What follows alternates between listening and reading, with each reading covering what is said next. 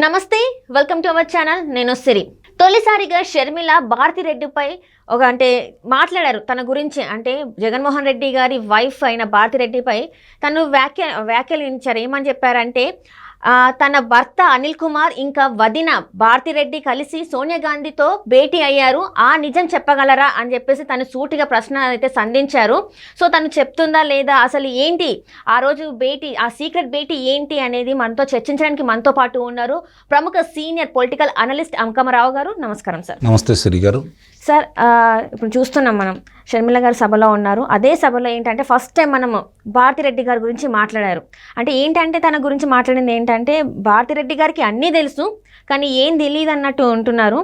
Anil brother Anil గారును తనే కలిసి సోనియాని కలిసి భేటీ అయ్యారు. కానీ ఇప్పుడు ఆ సీక్రెట్ తను మాట్లాడలేకపోతున్నారు. ధైర్యం ఉంటే దమ్ము ఉంటే అది మాట్లాడండి. ఇందులో ప్రణబ్ ముఖర్జీ గారి పేరు కూడా వచ్చింది. బ్రదర్ అనిల్ గారు కలిసి ప్రణబ్ ముఖర్జీ ఇంకా వెళ్ళి తనకి సీట్ కావాలని సంథింగ్ ఏదో ఇలాంటివన్నీ మాట్లాడుతున్నారు. సో ఇందులో ఎంత నిజం ఉంది అని చెప్పగల ధైర్యం ఉందా అని చెప్పి తను డైరెక్ట్గా అడుగుతుంది. సో ఇప్పుడు మరి ఇంకెన్ని విషయాలు బయటకు వచ్చే అవకాశం ఉందా, అసలు ఏం జరగబోతుంది సార్ నెక్స్ట్? ముందుగా ఆంధ్ర రాష్ట్ర ప్రజలకు ఇది చాలా శుభపరిణామంగా భావించాలి. ఎందుకంటే అంతఃపుర రహస్యాలు ఒక్కొక్కటి బయటకు వస్తూ ఉన్నాయి. ఎందుకంటే అంతఃపురంలో ఉన్న వాళ్ళతోటి వైరుధ్యాలు వచ్చినప్పుడే ఇవన్నీ బయటకు వస్తాయి. అంతఃపుర రహస్యాలు అనేవి చాలా అంటే వాళ్ళందరూ కూడా ఒకళ్ళకొకళ్ళు దాచుకొని బయటికి రానియకుండా అక్కడ జరిగే అక్రమాలు కావచ్చు, అన్యాయాలు కావచ్చు, మంతనాలు కావచ్చు, వాళ్ళ వరకే పరిమితం అయిపోతూ ఉంటారు. అలాంటివి విభేదాలు వచ్చినప్పుడే బయటకు వస్తూ ఉంటాయి. దానికి కొన్ని ఊహాగానాలు వస్తూ ఉంటాయి జరిగే పరిణామాలను బట్టి. ఇలా జరిగి ఉండొచ్చు, ఇలా జరగలేదు, ఇలా జరుగుతుంది, వీళ్ళు ఇలా చేసి ఉంటారు అనేది ఊహాగానాలు అయితే వస్తాయి తప్ప వాస్తవాలు అనేది ఒక వ్యక్తి బయటకు వచ్చినప్పుడే బయటకు వస్తూ ఉంటాయి. కాబట్టి ఈరోజు ఆంధ్ర రాష్ట్ర ప్రజలకు ఎందుకు శుభపరిణామం అన్నా అంటే అంతఃపురానికి సంబంధించినటువంటి రహస్యాలు ఒక్కొక్కటి బయటకు వస్తూ ఉన్నాయి. ఏం జరిగింది, రాజశేఖర రెడ్డి గారి మరణం ముందు ఏం జరిగింది, మరణం తర్వాత ఏం జరుగుతుంది, రాజకీయంగా వీళ్ళు ఏ విధమైనటువంటి నిర్ణయాలు తీసుకున్నారు, నిజంగా వీళ్ళు ప్రజల కోసం వచ్చారా, అధికారం కోసం వచ్చారా? చాలా స్పష్టంగా జగన్మోహన్ రెడ్డి గారు అనే వ్యక్తి అధికారం కోసం మాత్రమే వచ్చారు. అభియోగాల నుంచి తను కాపాడుకోవడం కోసం, ఎందుకంటే వేరే మార్గాలు ఇవ్వని అవినీతి జరిగిందనేది వాస్తవం.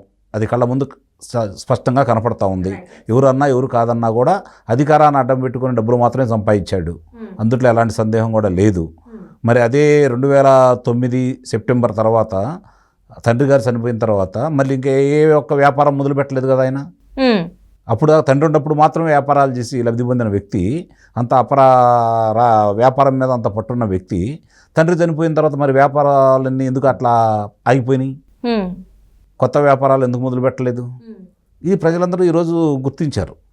నిన్నటిదాకా ఏముందంటే నిజమే కావాలా, రాజశేఖర రెడ్డి గారికి అన్యాయం జరిగిపోయింది, రాజశేఖర రెడ్డి గారు కాంగ్రెస్ పార్టీని బతికించారు, అలాంటి రాజశేఖర రెడ్డి గారి కుటుంబానికి కాంగ్రెస్ పార్టీ అన్యాయం చేసింది, జగన్మోహన్ రెడ్డి గారు ముఖ్యమంత్రి చేయలేదనే విషయం వీళ్ళు బలంగా ప్రజల్లో తీసుకెళ్లారు. నిజంగా కూడా నమ్మారు వాళ్ళు. ఈయన మీద అభియోగాలు మోపటం, 16 నెలలు కారాగారంలో పెట్టడం, ఇవన్నీ చూసిన తర్వాత నిజంగా అవినీతి చేసి ఉంటే ఆ రోజు కాంగ్రెస్ పార్టీ ఎందుకు స్వస్థ కూర్చొని ఉంది, కావాలని ఈరోజు జగన్మోహన్ రెడ్డి గారిని ఇలా చేస్తున్నారు అనే ఒక సానుభూతి, ఆయన మీద ప్రేమ పెరగడానికి అవకాశం కలగజేశారు. దానివల్ల లబ్ధి పొందాడు ఆయన. అంతిమంగా నష్టపోయింది ఎవరంటే కాంగ్రెస్ పార్టీ. వాళ్ళు చేసిన తప్పులకు వాళ్ళే బలైపోయారు. అంటే ఈ గత 10 సంవత్సరాల నుంచి ఆంధ్రాలో కాంగ్రెస్ ఉనికి అనేది లేకుండా పోయింది. ఇప్పుడు కాదు, 2012 నుంచే లేనట్టు కింద లెక్క.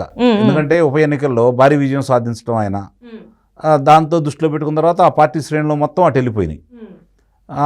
ఆ పరిస్థితుల్లో ఈరోజు ఆయన మళ్ళీ అధికారంలో రావడానికి ఏమేమి జరిగిందని చెప్పి ఒకసారి కనుక మనం పరిశీలన చేసుకుంటా ఉంటే ఆయన చెప్పిన అబద్ధాలు కావచ్చు, రెచ్చగొట్టిన విధానం కావచ్చు, ప్రజల్లో మమేకమైన విధానం కావచ్చు, పాదయాత్ర చేసిన విధానం కావచ్చు, దీనికి అంతకీ కారణం చంద్రబాబు నాయుడు గారు, లేకపోతే నన్ను చంపాలని ప్రయత్నం చేశారు, నా బాబాయ్ గారిని చంపారు, వీళ్ళే కారణం, తెలుగుదేశం ప్రభుత్వం నన్ను చంపాలనుకుంటుంది, ఈ విధమైన ప్రచారాలతోటి ప్రజలు నమ్మారు.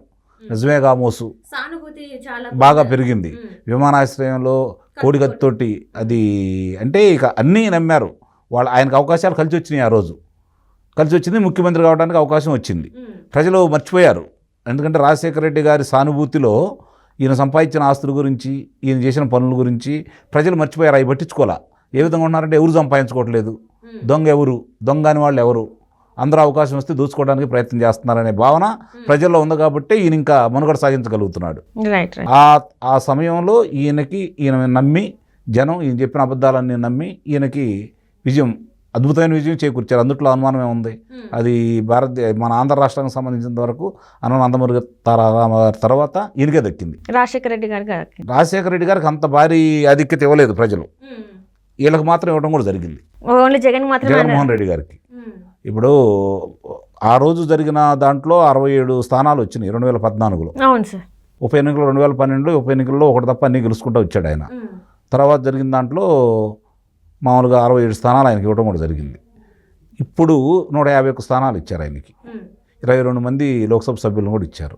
అది మామూలు విజయం కాదు కదా. ఇంతవరకు ఎప్పటికీ ఎవరికి జరగలేదు. 51% రావడం అనేది మామూలు విషయం కాదు కదా.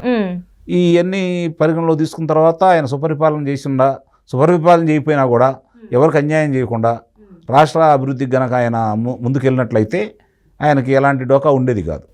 కానీ ఆయన అక్రమ సంపాదన మీదే దృష్టి పెట్టాడే తప్ప ప్రజల మీద దృష్టి పెట్టలేదనేది ఇప్పుడు జరుగుతున్న ఒక్క కుంభకోణం బయటకు వస్తున్న తర్వాత మనకు చాలా స్పష్టంగా కనపడతా ఉంది.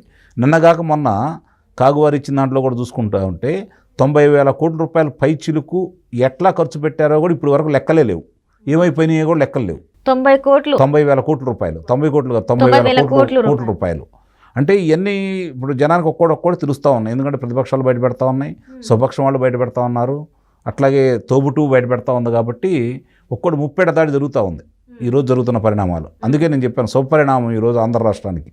ఈ జరుగుతున్నవన్నీ కూడా ప్రజలకు తెలుస్తూ ఉన్నాయి. ఎంత అమాయకత్వంగా మనం నమ్మాము, ఈ రాష్ట్రం ఈ విధంగా కావడానికి కారణం ఎవరు, మన భవిష్యత్తు ఏంటి, అంధకారం అయిపోయింది. ఇప్పుడు ఆంధ్ర రాష్ట్రం అప్పుల పాలైపోయింది, 20 సంవత్సరాలు 30 సంవత్సరాలు వెనక్కి వెళ్ళిపోయింది.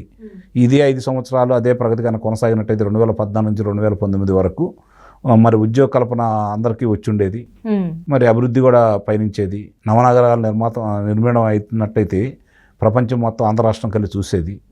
రైతు కుదేలిపోయిన వాదన మాత్రం వేరే ఉంది కదా సార్. ఆంధ్రలో నేను చేసినంత అభివృద్ధి ఇంకే నాయకుడు చేయలేని చెప్పి తను మాత్రం చెప్పుకుంటున్నాడు. చెప్పుకోవడంలో తప్పే ఉంది, ఎవరైనా అట్లా చెప్పుకుంటారు. ఆయన బటన్ నొక్కుడే ప్రామాణికంగా తీసుకున్నాడు. ఆయన ఒక వర్గం ఓట్లన్నీ నాకే ఉంటాయని చెప్పి నిన్నటిదాకా భ్రమలో ఉన్నాడు. ఆ భ్రమలు తొలగిపోతా ఉన్నాయి, ఒక్కొక్కళ్ళు ఆ వర్గం వాళ్ళే బయటకు వస్తూ ఉన్నారు. ఎక్కడ జరుగుతున్నా కూడా ఇప్పుడు ఒక 10 మందికి లబ్ధి చేకూర్చాను నేను, నిస్సందేహంగా 30-40% మందికి నేను లబ్ధి చేకూర్చానని చెప్పి ఆయన భావిస్తున్నాడు. ఆ 30-40% మంది అచ్చం వాళ్ళ పార్టీలే కాదు కదా, అందరూ ఉంటారు కదా దాంట్లో. జరుగుతున్నా ఇప్పుడు 4గురికి ఇచ్చారు, 6గురికి ఆపారు, 6గురు కోపంగా ఉంటారు కదా. ఇప్పుడు తన స్నేహితుడైన శ్రీకాంత్ రెడ్డి కూడా బయటకు వచ్చి తనని ఎదురుగా ప్రశ్నించడం జరిగింది కదా సార్. ఏంటంటే నేనేం హత్యలు చేయలేదు, హత్యలు చేసిన వాళ్ళకి నేనేం సపోర్ట్ చేయట్లేదని కూడా మాట్లాడడం జరిగింది. అంటే ఇక్కడ ఏంటంటే ఇప్పుడు ఆయన ఒక్కడే కాదండి, ఆయన నమ్ముకొని ఆయన ఎమ్మటి నడిచి స్నేహితుడు లేడు, బంధువులు లేరు, రక్త సంబంధికులు లేరు, ఇరు ఒక్కడొక్కడు వదిలిపోతూ ఉన్నారు.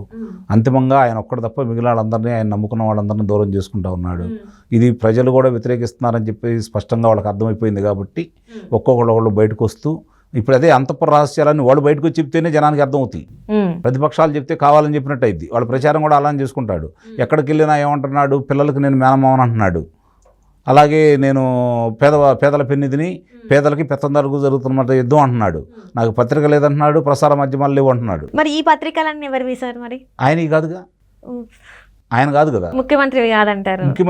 ముఖ్యమంత్రి గారి కుటుంబానికి కానీ ఆయన కాదుగా, ఆయన భార్య గారి పేరు మీద కదా ఉంది.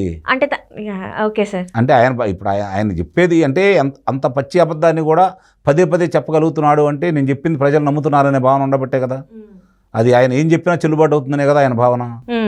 కాబట్టి ఇవన్నీ చూసుకుంటా ఉంటే ఒకసారి ప్రజలు కూడా ఆలోచించుకుంటున్నారు. మరీ అంత వెర్రివాళ్ళేం కాదు. ఆంధ్ర రాష్ట్ర ప్రజలు భావోద్వేగానికి లోనయ్యారు, నిజమని నమ్మారు. కొన్ని ఆరోపణలు తెలుగుదేశం పార్టీ శాసనసభ్యులు చేసినవండి కొన్ని తప్పిదాల వల్ల చంద్రబాబు నాయుడు గారు చేసిన కృషి అంతా వృధా అయిపోయింది. తిరిగి ఈలో అర్థం చేసుకుంటున్నారు ఎవరి వల్ల ఈ రాష్ట్రం మళ్ళీ ఈ స్థాయిలో ఉంది. ఇప్పుడు కరెంటు కూడా, విద్యుత్తును కూడా అందించలేని పరిస్థితుల్లో 9 గంటల కంటే విద్యుత్ అందించలేని రాష్ట్రాన్ని మిగులు విద్యుత్ తీసుకొచ్చినటువంటి చంద్రబాబు నాయుడు గారు మరి 5 సంవత్సరాల్లో ఒక్కరోజు కూడా విద్యుత్ ఛార్జీలు పెంచకుండా ప్రజలకు అందుబాటులో తీసుకుని వచ్చాడు, సంస్కరణలు తీసుకుని వచ్చాడు. మరి ఈరోజు 8 సార్లు 9 సార్లు విద్యుత్ ఛార్జీలు పెంచారు. ఇంత భారం ప్రజలకు మోపుతున్నారు. ఇవన్నీ ప్రజలు ఆలోచించుకుండా ఉంటారు. నాకే గంపగుత్తుగా ఓట్లేస్తారంటే ఆయన నాయకత్వానికి మనం ఏం చేయలేం. నిజంగా ప్రజలు అలా చేశారంటే ఇంకా ఆంధ్ర రాష్ట్ర ప్రజలను ఎవరు బాగు చేయలేరు. వాళ్ళ కర్మకు వాళ్ళు వదిలేయాల్సింది తప్ప ప్రత్యేకంగా చెప్పుకోవాల్సిన అవసరం లేదు. మార్పు అనేది కోరుకుంటున్నాను స్పష్టంగా కనపడతా ఉంది. మరి ఇప్పుడు భారతిరెడ్డి గారు బయటకు వచ్చి మాట్లాడతారా దీని మీద, లేకపోతే అసలు చూడాలి. ఇప్పుడే అసలైన రసకందాయం బయటకు వస్తూ ఉంది ఒక్కోటి. ఎందుకంటే ఇంతవరకు మనం చూసినట్టయితే ఎక్కడ కూడా భారతిరెడ్డి పేరు వినిపించలేదు మనకి.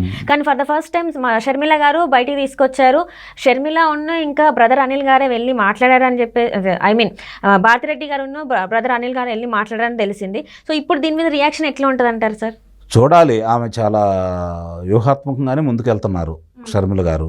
మరి అంతకంటే వ్యూహాత్మకంగానే పనిచేస్తున్నారు భారతిరెడ్డి గారు.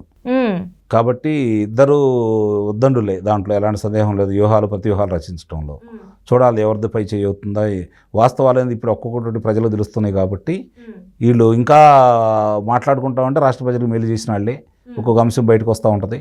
అందులో ఎలాంటి సందేహం కూడా ఏం లేదు. Right sir, right. Thank you so much sir, మీరు మా స్టూడియోకి వచ్చినందుకు ధన్యవాదాలు.